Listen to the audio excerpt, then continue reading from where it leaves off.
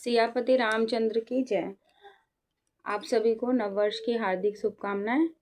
आज रामचरितमानस पाठ का बालकांड का तीसरा दिन है, जिसका मैं हिंदी में भी अनुवाद करूंगी। मुद मंगलमय संत समाजू, जो जग जंगम तीरथ राजू। राम भक्ति जहाँ सुर सरी धारा, सरसई ब्रह्म विचार प्रचारा। अर्थात संतों का समाज आनंद और कल्याणमय है, जो जगत में चलता फिरता तीर्थराज प्रयाग है। जहाँ उस संत समाज रूपी प्रयागराज में राम भक्ति रूपी गंगा जी की धारा है और ब्रह्म विचार का प्रचार सरस्वती जी हैं। विधि निदेशमय कलिमल हरनी, करम कथा रविनंदनी बरनी। हरिहर कथा विराजति बेनी, सुनत सकल मुद मंगल देनी।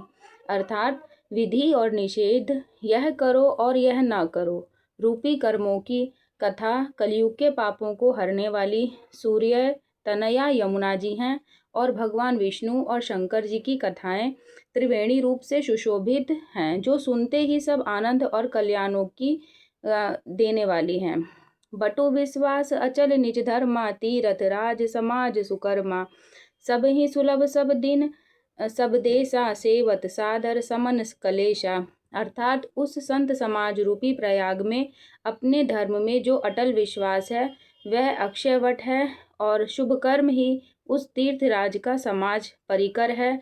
वह संत समाज रूपी प्रयागराज सब देशों में सब समय सभी को सहज ही में प्राप्त हो सकता है, और आदर पूर्वक सेवन करने से क्लेशों को नष्ट करने वाला है। अकथ अलौकिक तीर थराऊ, दे सद्य फल प्रगट प्रभाव। अर्थात वह तीर्थराज अलौकिक और अकथनीय है एवं तत्काल फल देने वाला है, उसका प्रभाव प्रत्यक्ष है। दोहा। सुनी समुझहि जन मुदित मन, मज्जहि अति अनुराग लही। चारि फल अछत तनु, साधु समाज प्रयाग। मंगल भवन अमंगल हारी, द्रवहु सुदशरथ अजिर बिहारी। दीन दयाल बिरधु संभारी, हरहु नाथ मम संकट भारी। जो मनुष्य इस संत समाज रूपी तीर्थराज का प्रभाव प्रसन्न मन से सुनते और समझते हैं, और फिर अत्यंत प्रेम पूर्वक इसमें गोते लगाते हैं, वे इस शरीर के रहते ही धर्म अर्थ काम मोक्ष चारों फल पा जाते हैं।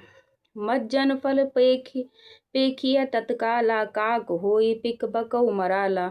सुनी आचरज करे जनि कोई, सतसंगति महिमा नहीं गोई। अर्थात इस तीर्थराज में स्नान का फल तत्काल ऐसा देखने में आता है कि कौए कोयल बन जाते हैं और बगुले हंस।